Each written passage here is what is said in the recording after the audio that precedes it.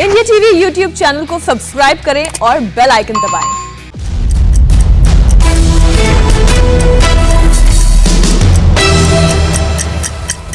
9 बजे की शुरुआत करते हैं इस वक्त की सबसे बड़ी खबर से। तालिबान के कब्जे के बाद अफगानिस्तान में हालात बिगड़ते ही जा रहे हैं। तालिबानी आतंकी कहीं भी अंधाधुंध फायरिंग करते नजर आ रहे हैं। कल आधी रात को काबुल एयरपोर्ट पर अंधाधुंध फायरिंग की गई। फायरिंग के बाद महिलाओं के चीखने की आवाजें आ रही हैं। महिलाएं अपने हाथों में छोटे छोटे बच्चों को लिए इधर उधर भागती नजर आ रही हैं।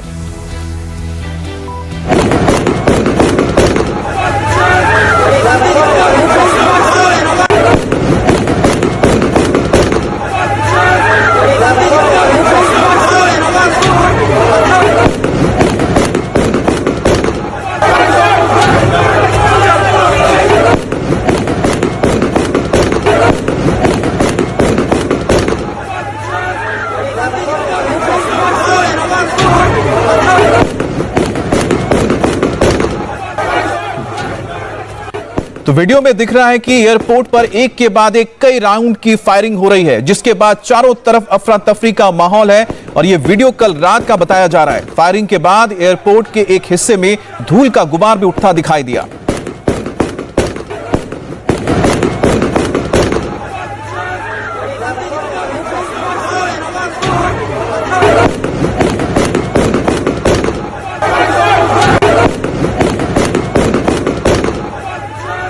एयरपोर्ट पर हजारों लोग अपनी वतन वापसी का इंतजार कर रहे हैं। वहीं अफगानी नागरिक भी किसी भी कीमत पर अपना मुल्क छोड़ देना चाहते हैं। और इसी अफरा तफरी के बीच दिल दहलाने वाला ये वीडियो सामने आया। बात करेंगे संवाददाता मनीष प्रसाद से। मनीष, आपके पास और क्या जानकारी है? अमित, इंटरनेशनल एयरपोर्ट है और बताया गया बहुत लोग अपने वतन वापसी के लिए वहां रुक रहे हैं। उन्हें उनकी जानकारी थी यूके, साथ में ट्रेन, उसके अलावा टर्की, ईरान के और उसके बाद लोग वहां के स्थानीय लोग थे वो वहां तो जैसा कि मनीष बता रहे हैं कि यहाँ पर कई मुल्कों के लोग हैं जो धीरे धीरे अफगानिस्तान छोड़ रहे हैं। लेकिन जो तस्वीरें आप देख रहे हैं ये ठीक एयरपोर्ट के बाहर की तस्वीर है, जहां पर बड़ी तादाद में आम अफगानी नागरिक देश को छोड़ के निकलना चाहते हैं। लेकिन वहां पर मौजूद जो तालिबान के लड़ाके हैं वो उन पर फायरिंग करते हुए नजर आ रहे हैं, कोड़ों से मारते हुए नजर आ रहे हैं। तो 2.0 तालिबान का चेहरा एक बार फिर से वही नजर आया जो आज से 25 साल पहले यहां पर लोगों ने देखा था। वही खौफनाक तस्वीरें एक बार फिर से सामने आ रही हैं। निहत्थे लोगों पर फायरिंग की जा रही है और यह तस्वीर एक बार फिर से यह साबित कर देता है कि जो तालिबान कह रहा है कि वो बदल चुका है, इसमें कुछ भी बदलाव नहीं आया है। वही जुल्म की दास्तां एक बार फिर से लोगों के सामने जिंदा सामने नजर आ रही है। मनीष, आप अपनी बात पूरी करें कि और क्या अपडेट आया है एयरपोर्ट को लेकर? अमित, ये जो तस्वीर है, सबसे बड़ी बात यह है कि ये पूरा एरिया इंटरनेशनल एयरपोर्ट के ठीक बाहर का है। और यहाँ पर जब लोग यहाँ पर इकट्ठा हुए, और हमें ये नहीं भूलना चाहिए कि आज अफगानिस्तान का इंडिपेंडेंस डे है, तो एक तरफ पूरे काबुल में वो लोग जो कि रोड पर थे, हाथों में अफगानिस्तान का नेशनल फ्लैग लेकर थे, तो वहीं वतन वापसी के लिए यानी सेफर साइड लेने के लिए यहाँ पे कई ऐसे लोग थे जो कि एयरपोर्ट की तरफ गए। तो उसी दौरान तालिबान ने इनके ऊपर एट्रोसिटी करते हुए इनके ऊपर फायर किया कंट्रोल करने के लिए, ताकि वहां से वो निकल सके। कई तस्वीरें ऐसी आई कि लोकल ऑन ग्राउंड लोगों ने बताया कि इस समय सिचुएशन बिल्कुल टेंस हो गई थी, रात के का वक्त था।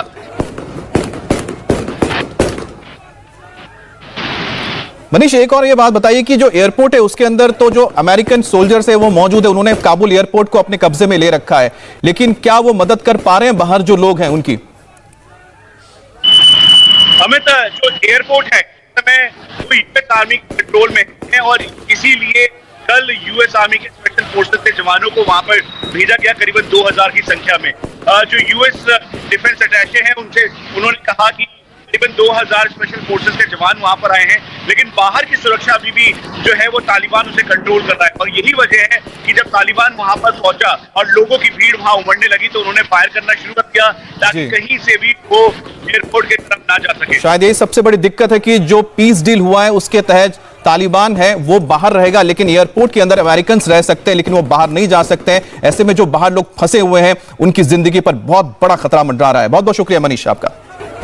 तालिबान अफगानिस्तान में क्या कर रहा है, किस तरह जुल्म ढा रहा है, वो आपको दिखाते हैं। सिर्फ 4 दिन हुए हैं और इन 4 दिनों में तालिबानी बर्बरता की 1000 तस्वीरें सामने आ चुकी हैं। जो तालिबान खुद को उदार साबित करने की कोशिश कर रहा था, जो तालिबान खुद को अफगानिस्तान का रहनुमा साबित करने की कोशिश में जुटा था, उस तालिबान की असलियत दुनिया के सामने आनी शुरू हो चुकी है। अफगानिस्तान के चप्पे चप्पे से बर्बरता की ऐसी तस्वीरें आ रही हैं कि किसी की भी रूह कांप जाए। चारों तरफ खौफ, हिंसा, जुल्म का ऐसा बोलबाला है कि आम अफगानी त्राही त्राही कर रहे हैं। तालिबान के लड़ाके अफगान लोगों को सरेआम फांसी पे लटकाते, महिलाओं को बेइज्जत करते और अपने दुश्मनों को मारते, पीटते, धमकाते नजर आ रहे हैं। ये तब है जब तालिबानी प्रवक्ता ने यह ऐलान किया कि देश में सब सुरक्षित है, महिलाओं को काम पर जाने की आजादी है। कट्टर तालिबान अपना बदनाम चेहरा फिर से दुनिया के सामने ला रहा है।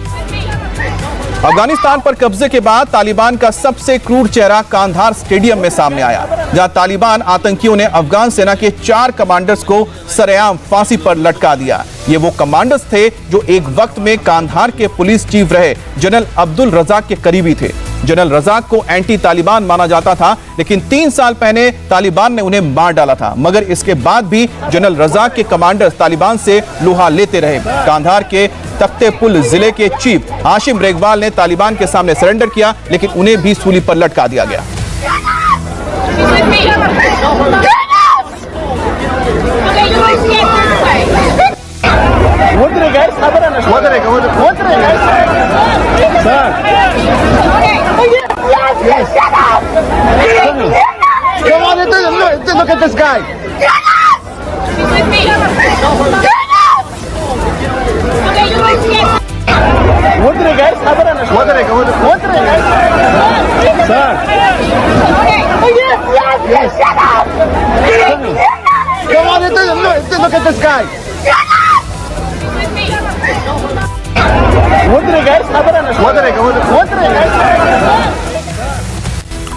बड़ी खबर, एक तरफ तालिबान अफगानिस्तान में अपनी सरकार बनाने के लिए माथापच्ची कर रहा है, वहीं पर उसके सामने अफगानिस्तान के लोग ही चुनौती बनकर खड़े हो गए हैं।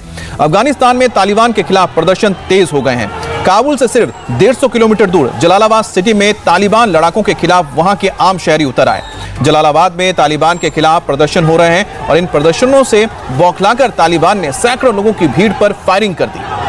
तालिबान ने अफगानिस्तान का नाम बदलकर इस्लामिक अमीरात ऑफ अफगानिस्तान कर दिया है। तालिबान ने अफगानिस्तान का झंडा भी बदल दिया है, लेकिन जलालाबाद के लोगों ने तालिबान को मुंहतोड़ जवाब दिया और साफ साफ कह दिया कि देश का झंडा नहीं बदलेगा। जलालाबाद में लोग अफगानिस्तान का हरा, लाल और ब्लैक कलर का नेशनल फ्लैग हाथों में लेकर घूम रहे हैं। जलालाबाद के बाजार और चौराहों पर अफगानी नेशनल फ्लैग लहरा दिया गया है। इसी दौरान तालिबान के आतंकियों ने लोगों को तितर बितर करने के लिए फायरिंग कर दी। अफगानिस्तान में तालिबान आतंकियों का जुल्म बढ़ता जा रहा है और इसके साथ ही हिंदुस्तान में तालिबानियों को सपोर्ट करने वालों की संख्या भी बढ़ती जा रही है। हिंदुस्तान में एक करके तालिबान के समर्थक सामने आ रहे हैं और तमाम जुल्म और सितम के बावजूद तालिबान का समर्थन ये लोग कर रहे हैं।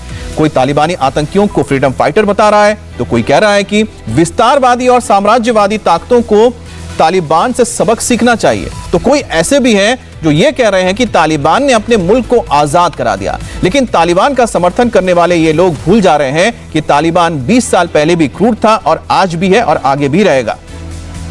अफगानिस्तान पर तालिबान के कब्जे के साथ ही हिंदुस्तान में रहने वाले उसके समर्थकों का असली रंग भी सामने आने लगा है।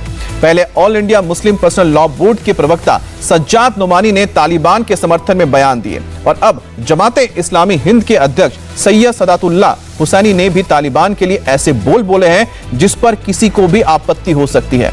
सदातुल्लाह हुसैनी ने कहा है कि तालिबान ने अफगानिस्तान को साम्राज्यवाद से आजादी दिला दी है। इतना ही नहीं, सदातुल्लाह ने उम्मीद जताई है कि अफगानिस्तान में अब तालिबानी शासन के लौटने के बाद वहां शांति और व्यवस्था बहाल होगी।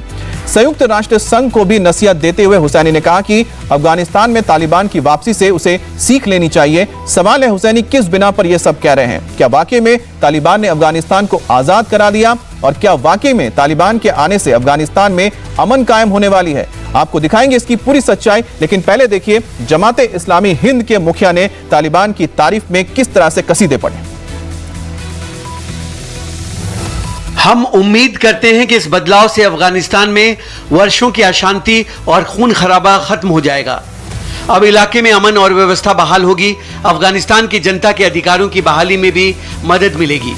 इस घटना से औपनिवेशिक शक्तियों को सबक लेना चाहिए और अपने हितों के लिए गरीब देशों के मामलों में नापाक हस्तक्षेप की नीति से हमेशा के लिए बचना चाहिए। संयुक्त राष्ट्र और अंतर्राष्ट्रीय समुदाय को भी इस घटना से सबक लेना चाहिए और शक्तिशाली देशों की ओर से छल और हस्तक्षेप को रोकने के लिए एक मजबूत व्यवस्था स्थापित की जानी चाहिए। ये अच्छी बात है कि सरकार का हस्तांतरण बिना किसी बड़े खून खराबे के शांतिपूर्वक संपन्न हुआ। और इस पर बात करने के लिए हमारे साथ जुड़ गए हैं रुचि कुमार। रुचि, जिस तरह से हमने देखा कि संभल में जो सांसद हैं शफीकुर रहमान, उन्होंने बयान दिया था, उनके खिलाफ एफआईआर दर्ज हुआ है, तो फिर क्या सैयद हुसैनी जैसे जो लोग हैं जो बयान देने तालिबान के हक में आकर, क्या उन पर एफआईआर दर्ज नहीं होनी चाहिए? देखिए, ऐसा है कि सोशल मीडिया पर तुमने देखा था कि परसों बड़ी तादाद में लोग तालिबान के समर्थन में लिख रहे थे। तो लखनऊ में हुसैनी टाइगर से जो शिया युवा लोग हैं उनका एक एसोसिएशन है, तो वो चौक थाने गए थे और उन्होंने तहरीर दी थी कि इस तरह से जो सोशल मीडिया पे लोग तालिबान के समर्थन में लिख रहे हैं इनके खिलाफ फौरन कार्रवाई होनी चाहिए, नहीं तो माहौल बिगड़ सकता है। तो अब ये सरकार तय करेगी कि इसके खिलाफ किस तरह का एक्शन ले। कल आपने देखा कि योगी सरकार ने बर्ड के खिलाफ वहां पे एफआईआर कराई है, क्योंकि जिस तरह की बातें कही जा रही हैं। और आप ये जो जमाते इस्लामी का पूरा लेटर भी पढ़ेंगे, इसमें भी आप देखेंगे कि इन्होंने बहुत तरह के सुझाव भी तालिबान को दे दिए। जैसे ऐसा लग रहा है कि इनके सुझाव मानने के लिए वहां बैठा है तालिबान। इंडिया गवर्नमेंट को भी सुझाव दिया है कि वो अपने रिलेशन जैसे पहले इंडिया के अफगानिस्तान से अच्छे रहे हैं फिर से वो स्टैब्लिश करने के लिए पहल करें। तो बहुत तरह के सवाल उठ रहे हैं। पूरी लड़ाई ये कहा जा रहा है जो इस्लाम के जानकार हैं कि जो एक उदारवादी इस्लाम है और दूसरा जो असली इस्लाम है और दूसरा जो कट्टरवादी इस्लाम है, जिसको जो कट्टर सुन्नी वहाबी होते हैं वो फॉलो करते हैं, उनकी तरफ से इस तरह के बयान आ रहे हैं। क्योंकि तालिबान में अगर अफगानिस्तान में आप पिछला इतिहास देखेंगे तो वहाँ जो शिया है या मज़ार मानने वाले या जो लिबरल सुन्नी है उन्हीं को परेशान तालिबान करता है। तो ये सारे बयान और वैसे भी तालिबान ने किसको हराया और किसके ऊपर जुल्म कर रहे हैं, वहां पर भी तो मुस्लिम लोग ही ले रहे हैं। और साथ ही साथ जो गनी थे या फिर जो सरकार थी वो भी तो अफगानिस्तान की सरकार थी ना, कोई अमेरिकन वहां पर प्रेसिडेंट तो काम नहीं कर रहा था। वैसे जमाते हिंद के मुखिया अकेले नहीं हैं जो तालिबान की इस तरह की हिमायत कर रहे हो। हिंदुस्तान में कई दूसरे मुस्लिम धर्मगुरु और जानकार भी तालिबान की तारीफ में कसीदे पढ़ रहे हैं। हिंदुस्तान में तालिबान ही नहीं लेकिन तालिबानी मानसिकता रखने वालों में से एक है सज्जाद नोमानी, जो all India Muslim personal law board के मेंबर हैं, प्रवक्ता हैं। उन्होंने तालिबान को सलाम मोहब्बत भेजा। उसने पूरी दुनिया की सबसे ज्यादा मजबूत फौजों को शिकस्त दी। एक बार फिर ये बात पूरी दुनिया को दिखा दी, जो कौम मरने के लिए तैयार हो जाए उसे दुनिया में कोई शिकस्त नहीं दे सकता। मुबारक हो इमारत इस्लामी अफगानिस्तान के कायदीन को। आपका दूर बैठा हुआ ये एक हिंदी मुसलमान आपको सलाम करता है, आपकी अज़मत को सलाम करता है, आपकी जुर्रत और हौसले को सलाम करता है, आपके जज्बे ईमानी को सलाम करता है। सज्जाद नोमानी की तरह मुस्लिम पर्सनल लॉ बोर्ड के सचिव मौलाना उमरैन महफूज रहमानी ने भी अपने ख्यालात ट्विटर के जरिए सामने रखे। तालिबान की और आपको सज्जाद नोमानी ने एक सफाई भी दी है, वो भी सुनाते हैं। मैंने जो बात कही है ये तो मैं एक हिंदी मुसलमान उसकी हैसियत से आपको मैं मुबारकबाद भी देता हूं और साथ में मैंने उनको असल में हमारे मीडिया के दोस्त बयान का एक हिस्सा लेकर नमक मिर्चा छिड़क कर मुल्क में इलेक्शन को सामने रखते हुए वो अजीब इशू बनाते हैं, नॉन इश्यूज को। मैंने उसमें ये भी कहा है। तो जब इस पर मामला गरमाया तो अब सज्जाद साहब यहां पर आके ये कह रहे हैं कि उनके बयान को गलत समझा गया। सज्जाद नोमानी की तरह मुस्लिम पर्सनल लॉ बोर्ड के सचिव मौलाना उमरैन महफूज रहमानी ने भी ट्विटर के जरिए अपने ख्यालात सामने रखे हैं, वो भी जरा देखिए। तालिबान की असाधारण कामयाबी से दुनिया हैरान है। भौतिकतावादी लोग ये नहीं समझते हैं कि वो इतनी तेजी से सत्ता में कैसे आए। उनके लिए समझने की कोशिश करने का समय है कि सत्ता के फैसले जमीन पर नहीं ऊपर जन्नत में होते हैं। शायद हुसैन उमरैन साहब ये नहीं जानते हैं कि तालिबान जो वहां पर पैसे ला रहा है वो कहां से लाता है। अफीम बेच के लाता है, ड्रग्स बेचता है वो, और उसके पास हथियार हैं, कोई नियत्ते नहीं है। तालिबान प्रेमियों की लिस्ट में यूपी के संभल से एसपी सांसद शफीकुर रहमान बर्क भी शामिल है और इसका उनको खामियाजा भी भुगतना पड़ा है और उन पर देशद्रोह का मुकदमा दर्ज हो गया है। बर्क ने कहा था कि तालिबान ने अपने देश को आजाद करवा लिया है। किससे आजाद करवा लिया? अपने ही लोगों से, उनको मारकर। हमारा देश जब अंग्रेजों के कब्जे में तो सारा हिंदुस्तान आज़ादी के लिए लड़ रहा था। अब वहाँ का भी अब अमेरिका ने कब्जा कर रखा, पहले रशिया में था, फिर जगह जगह उनका भी कब्जा, वो भी आज़ाद रहना चाहते, अपने देश को आज़ाद कराना चाहते। ये तो उनका पर्सनल मामला है, इसमें हम क्या दखल देंगे। तो अपने देश को आज़ाद करने के लिए तालिबान के ज़रिए से, और तालिबान एक ताकत है और वो उसने अमेरिका को के पाँव नहीं जमने दिए, रशिया के नहीं जमने दिए। जब भी कोई किसी तो बहरहाल वो अपने देश को खुद चलाना चाहते हैं, अपने तौर पर चलाना चाहते हैं। अब हिंदुस्तान में कुछ लोग तालिबान आतंकियों की तारीफ कर रहे हैं और तालिबान आतंकी अफगानिस्तान में क्या कर रहे हैं उसकी एक और तस्वीर आपको दिखाते हैं। तस्वीर काबुल एयरपोर्ट के बाहर की है, जहां महिलाएं तालिबान आतंकियों के जुल्म से बचने के लिए एयरपोर्ट के अंदर जाने का इंतजार कर रही हैं, लेकिन वहां मौजूद तालिबानी लड़ाके उन पर मारपीट कर रहे हैं, उनको कोड़ों से मार रहे हैं। तो ये तस्वीरें देखिए कि उन पर किस तरह से कोड़े बरसाए जा रहे हैं और ये महिलाएं खुद जान बचाने के लिए एयरपोर्ट के अंदर दाखिल होना चाहती है, वहां पर खड़ी हैं, लेकिन वहां पर मौजूद ये जो तालिबान के आतंकी हैं, जो लड़ाके हैं, उन पर देखिए किस तरह से जुल्म ढा रहे हैं।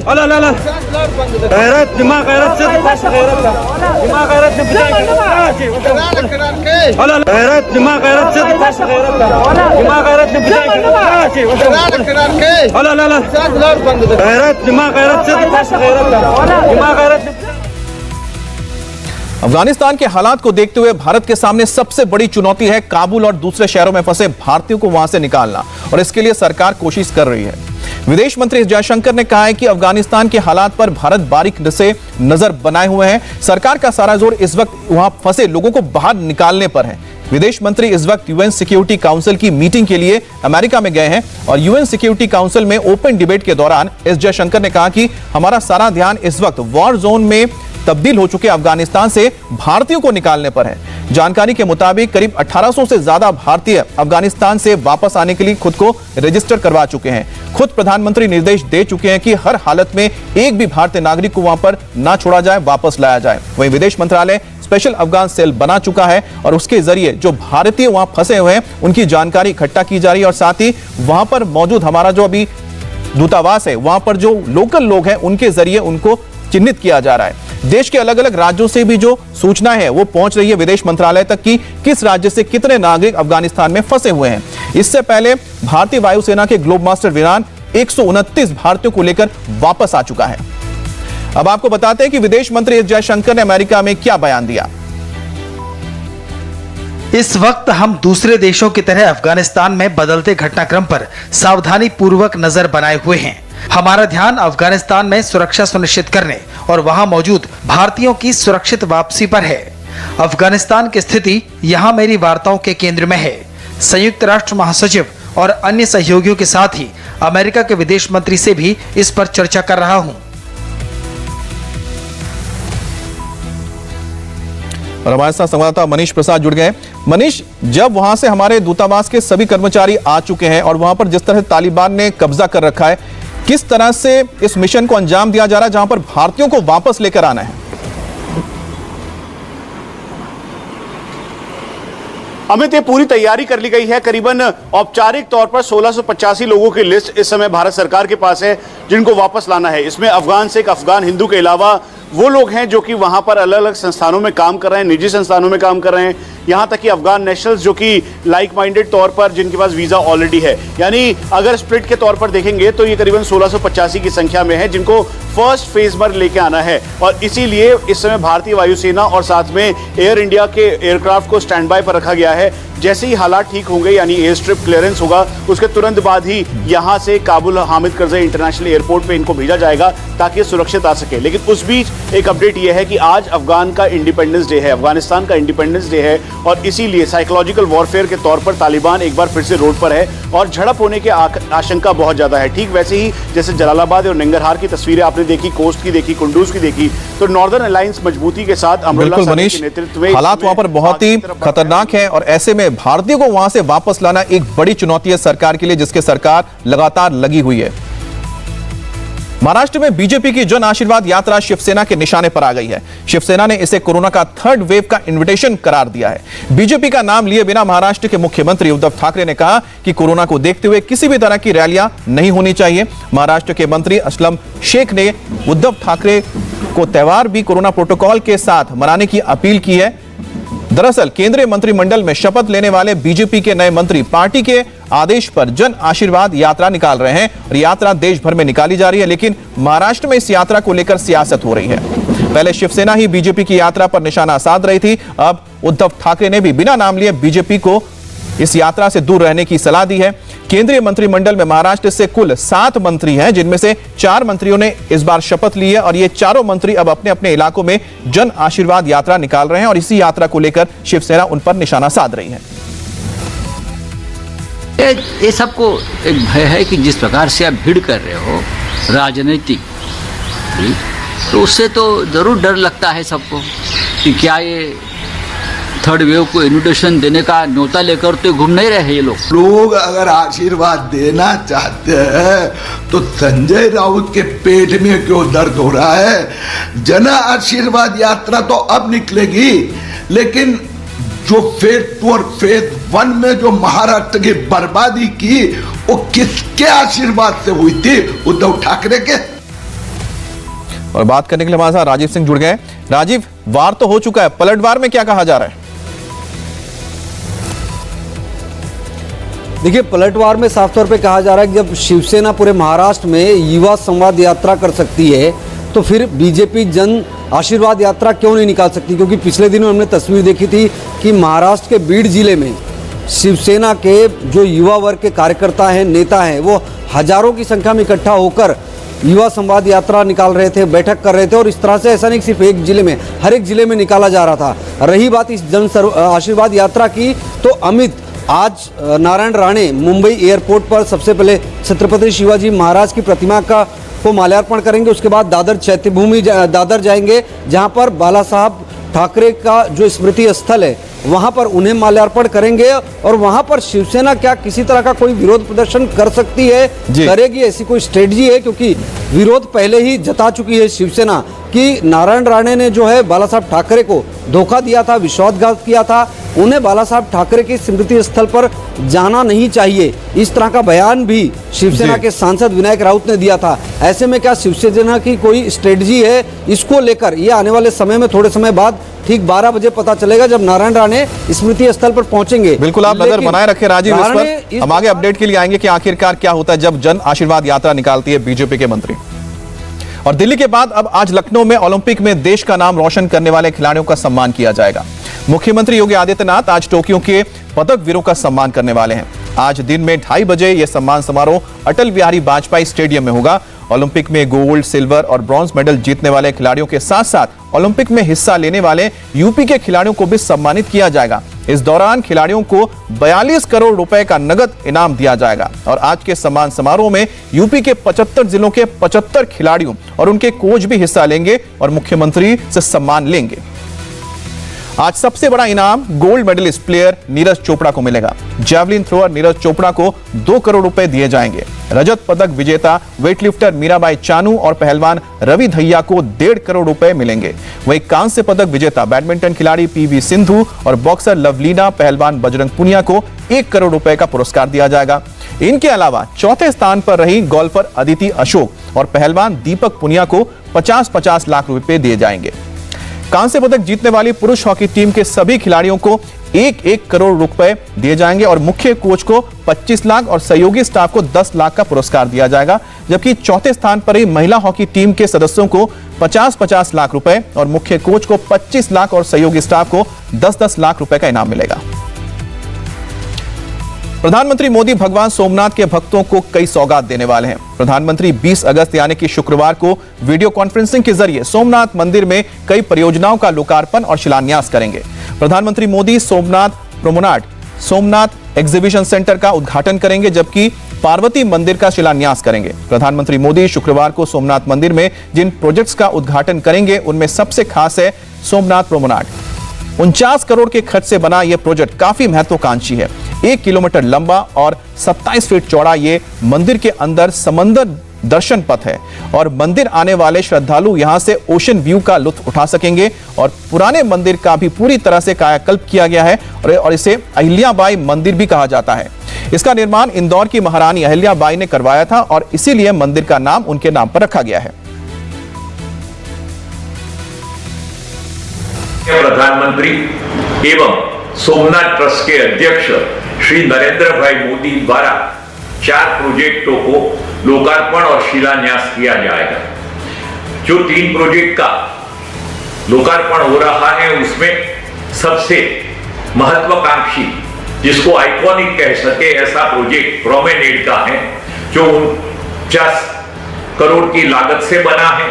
1.5 किलोमीटर लंबा और 27 फीट चौड़ा ये प्रोमेनेड समुद्र दर्शन पथ बना है, ओशन व्यू बना है। उसके लिए लोगों में बहुत ही उत्साह है। लोग अरबी समुद्र को, रत्नाकर सागर को यहां से पूरी तरह देख सकेंगे। अब लालू यादव के दोनों बेटों के बीच जंग क्यों छिड़ गई है, पूरी खबर बताएंगे इस ब्रेक के बाद।